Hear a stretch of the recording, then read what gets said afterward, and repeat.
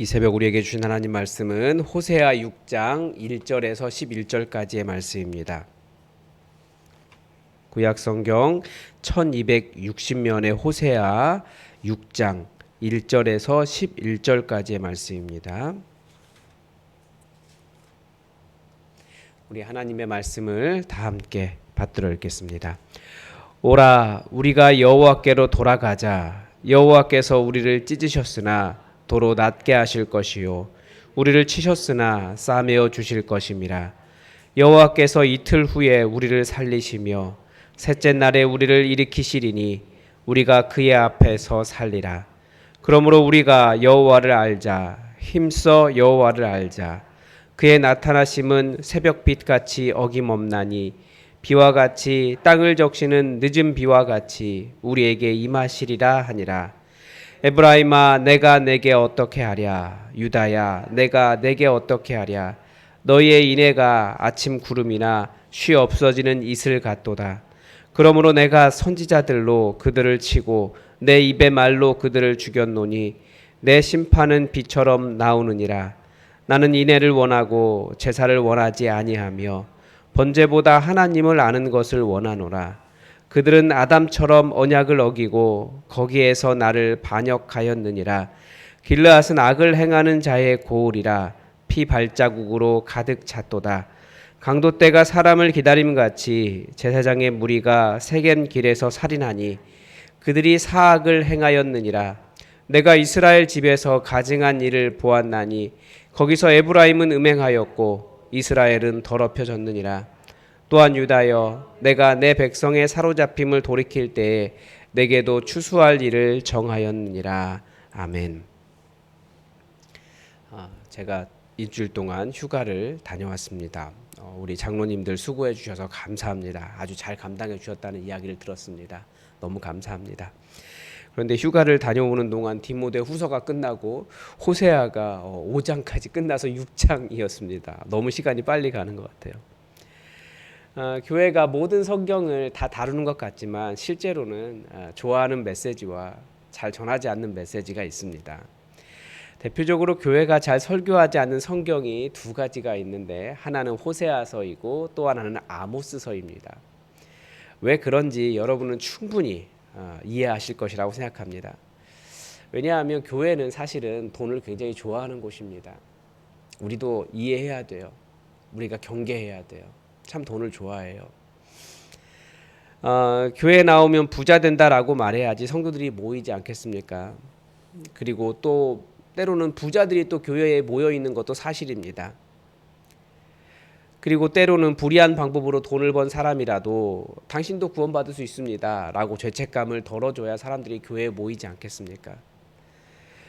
목사님들도 그런 부자들의 탐욕을 정당화시켜 줄 때 그 교회에서 자기도 살 수 있지 않겠습니까?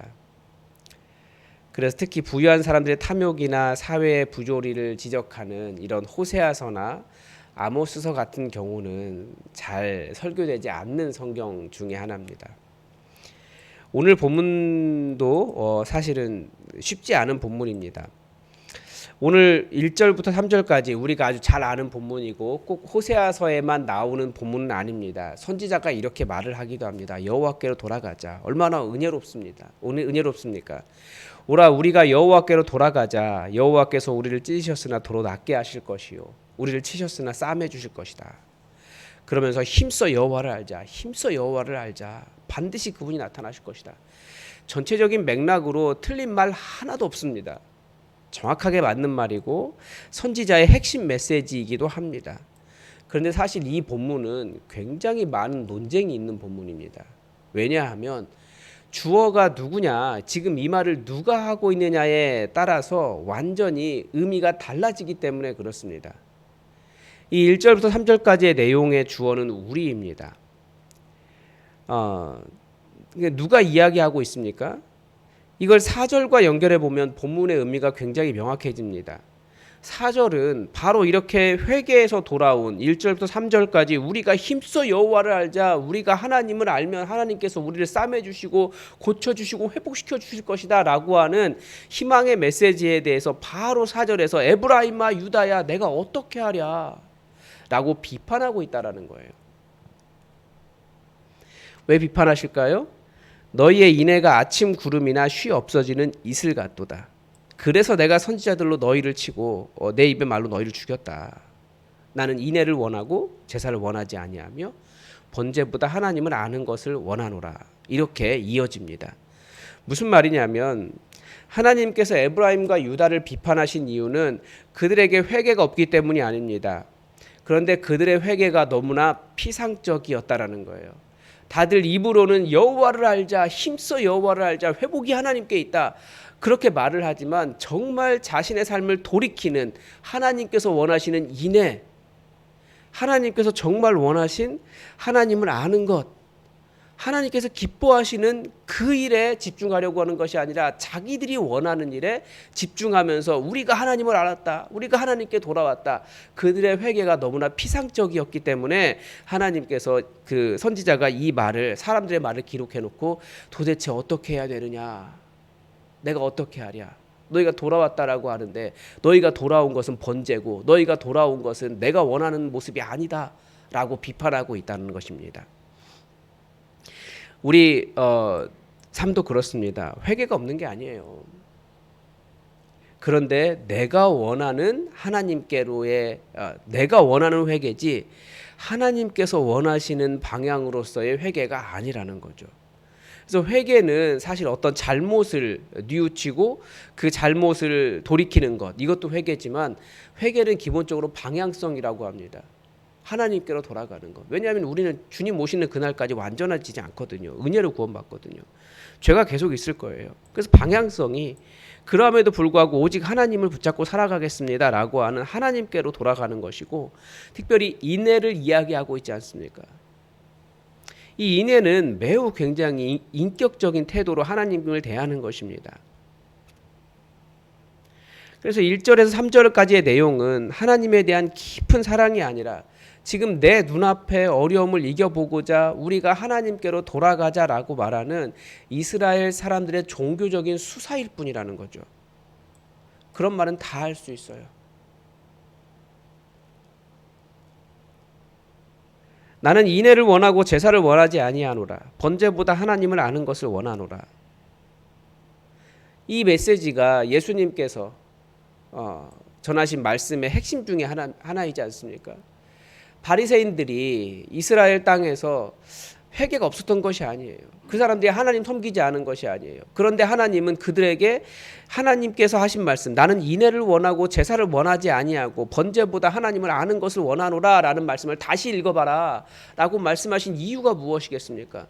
종교적인 문제가 아니라 정말 사람 사랑하고 하나님께서 불쌍한 사람들을 어떠한 마음으로 대하시는지 하나님의 마음을 회복하기를 하나님은 원하신 것입니다. 우리가 원하는 것은 무엇입니까? 우리는 제사를 원하고 번제를 원한다는 거죠. 다른 말로 하면 깊이 내가 손해본다 할지라도 하나님의 일을 하기보다는 그냥 가장 쉬운 건 어떻게 보면 이런 제사라는 거죠.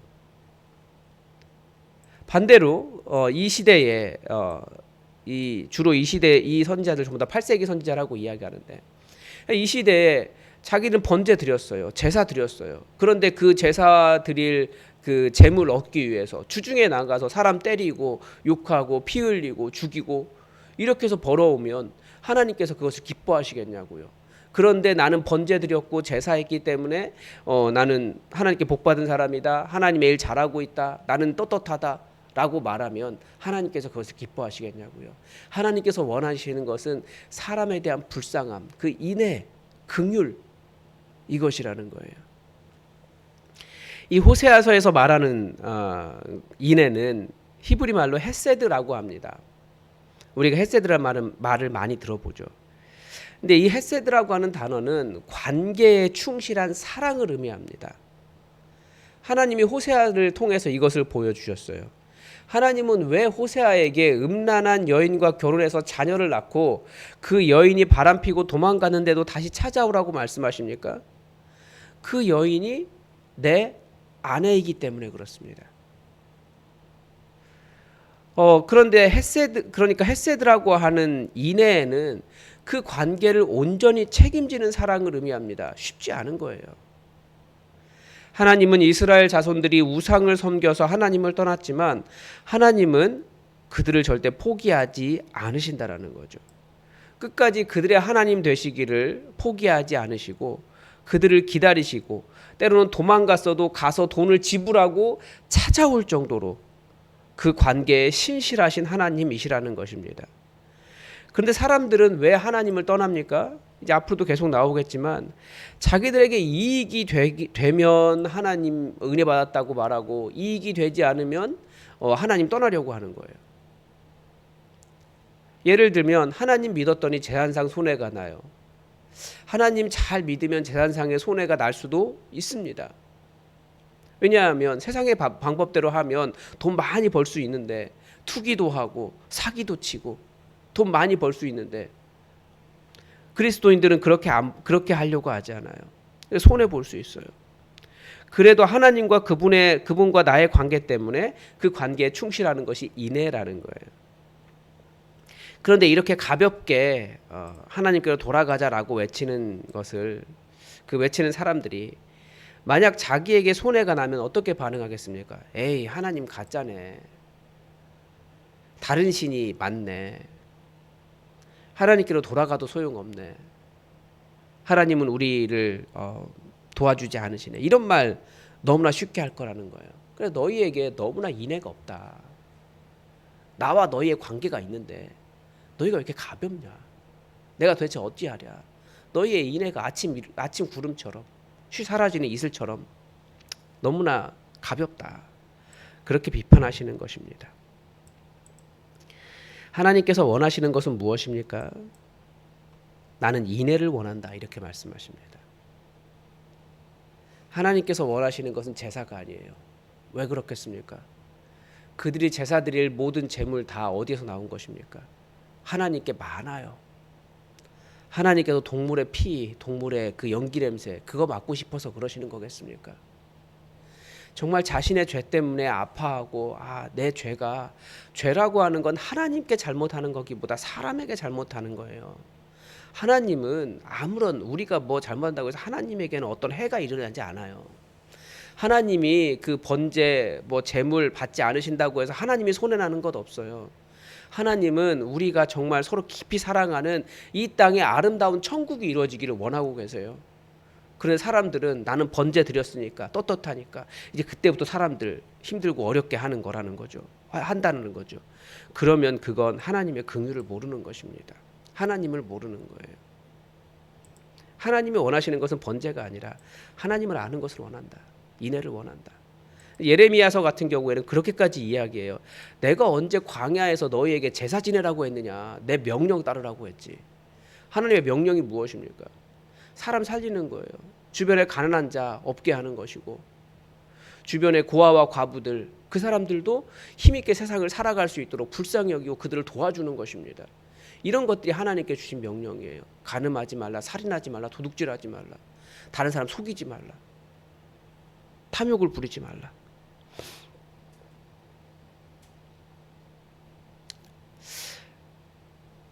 하나님은 우리에게 긍휼을 원하십니다. 종교적으로 아무리 훌륭해도 긍휼이 없다면 하나님의 긍휼에 합당하지 않은 사람이라는 거죠. 어제 그 박혜원 목사님 난민 사역 설교 들으면서 제가 사실 조금 걱정이 됐어요.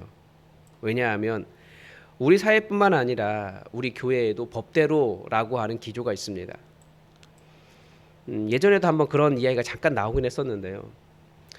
어떤 분들에게는 난민은 사역의 대상이 아니라 법대로 본국으로 송환시켜야 될 불법 체류자에 불과합니다. 교회 안에 그 기조가 있어요. 한국 교회 안에 있어요. 그러니까 다른 말로 하면 범법자라는 거죠. 실제로 그래서 재작년인가요? 경찰들이 그 정권 바뀌고 불법 체류자를 잡기 위해서 난민들이 예배드리는 교회 주일 예배 시간에 경찰이 진입한 적이 있어요. 거기에 불법 체류자들 많이 있으니 주일 예배 드릴 때 가서 검거한 거죠. 그래 실제로 많은 분들이 본국으로 송환됐습니다. 출입국 관리소에서 어떻게 묶여 있는지 그런 사진도 나고 그랬었죠. 교회 안에도 그런 논쟁들이 있어요. 난민 사역하는 목사님들 범법을 조장하는 사람들로 보는 시각이 있다라는 거죠. 과연 하나님의 헤세드가 무엇일까요? 하나님은 약자, 연약한 자, 병든 자, 눈물 흘리는 자, 그 사람들 불쌍히 여기십니다. 인간에 대한 기본적인 그 불쌍히 여기는 마음, 인간에 대한 배려가 없다면 그것이 바로 하나님의 마음을 모르는 것입니다. 제사도 드렸고 번제도 드렸을 것입니다. 그러나 하나님의 헤세드를 모르는 것입니다. 하나님에게는 사실 법이 그렇게 중요하지 않을 때가 있어요. 예수님이 오셔서 그것을 보여주셨습니다. 당시 종교 지도자들은 종교법에 맞느냐 틀리냐에 따라서 사람을 죄인 취급하기도 하고 공동체에서 쫓아내기도 하고 인간 이하로 대우했습니다. 하나님도 그들을 그렇게 대우하실까요? 자기들은 거룩하고 그들은 거룩하지 않다라고 이야기했습니다. 그런데 예수님 오셔서 우리가 다 죄인이라는 것을 가르쳐 주셨고 예수님은 그들을 불쌍히 여긴다는 것을 가르쳐 주셨습니다. 하나님을 안다라고 하는 것은 사람에 대한 불쌍한 마음, 하나님의 시선을 아는 것입니다. 그래서 호세아서가 아모스서가 계속 가르쳐 주는 것, 나는 사람을 불쌍히 여긴다. 그게 우리 하나님이십니다. 하나님께서 원하시는 것은 인애, 긍휼, 사랑이라는 것을 기억하시기 바랍니다. 내가 하나님의 인애를 받기 원해서 번제도 드리고 제물도 드리지만 하나님은 그 인애를 타인에게 더더군다나 받을만 하지 않은 자에게 베풀기를 원하십니다. 하나님이 원하시는 것은 인애와 하나님을 아는 것이다 라는 것을 기억하고 내 소원을 이루기 위해서 하나님께 나아가는 것이 아니라 이제는 하나님께서 원하시는 하나님의 소원에 우리가 귀 기울일 수 있기를 바랍니다. 오늘도 하나님의 뜻이 우리에게 이루어지기를 주기도문으로 기도하겠습니다. 하늘에 계신 우리 아버지, 아버지의 이름을 거룩하게 하시며 아버지의 나라가 오게 하시며 아버지의 뜻이 하늘에서와 같이 땅에서도 이루어지게 하소서. 오늘 우리에게 일용할 양식을 주시고 우리가 우리에게 잘못한 사람을 용서하여 준 것 같이 우리 죄를 용서하여 주시고 우리를 시험에 빠지지 않게 하시고 악에서 구하소서. 나라와 권능과 영광이 영원히 아버지의 것입니다. 아멘.